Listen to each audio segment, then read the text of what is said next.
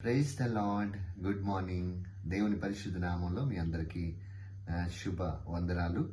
ఈరోజు దేవుడు మనకిచ్చిన వాగ్దానము యెషయా 66:13. తల్లి ఆదరించినట్లు నేను మిమ్మను ఆదరించదను. ఆమేన్. హల్లెలూయా.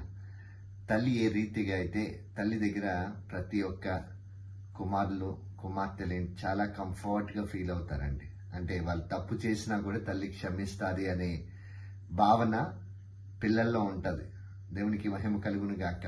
అయితే దేవుడు కూడా ఈరోజు మనకిచ్చే వాగ్దానం ఏంటంటే, మన జీవితాల్లో అనేకమైన తప్పులు మన జీవితాల్లో చేసినా కూడా ప్రభు మనల్ని ఆదరించే దేవుడు అంట. ఆమేన్. హల్లెలూయా. క్షమించి ఆదరించి హక్కును చేర్చుకుని తల్లి ఏ రీతిగా అయితే తన బిడ్డని క్షమిస్తాదో మన జీవితాల్లో కూడా ప్రతి విషయాల్లో కూడా మనం చాలాసార్లు అపరాధన భావంతో ఉంటాం.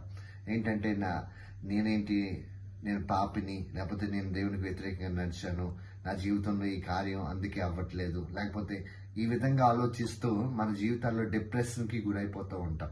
అయితే ఈరోజు ఈ ఉదయకాల సమయంలో మీ అందరికీ ఒక మంచి వార్త ఏంటంటే, దేవుడు మిమ్మల్ని ఆదరించే దేవుడు అండి. మీరు ఏ పరిస్థితుల్లో ఉన్నా, ఏ స్థితిగతుల్లో ఉన్నా, మీరు ఏ ఆలోచనలు కలిగి ఉన్నా, ఏ పాపంలో ఉన్నా కూడా దేవుడు మిమ్మల్ని క్షమించి ఆదరించి హక్కును చేర్చుకుంటాడు. ఒక తల్లి వలె. దేవునికి మహిమ కలుగును గాక. తల్లి ఏ రీతిగా అన్ని విషయాల్లో క్షమిస్తుంది తన బిడ్డని, ఆ రీతిగానే దేవుడు కూడా ఆదరించే దేవుడు. అటు కృప దేవుడు ఈ ఉదయకాల సమయంలో మీ అందరికీ అనుగ్రహించి నడిపించును గాక. ఆమేన్.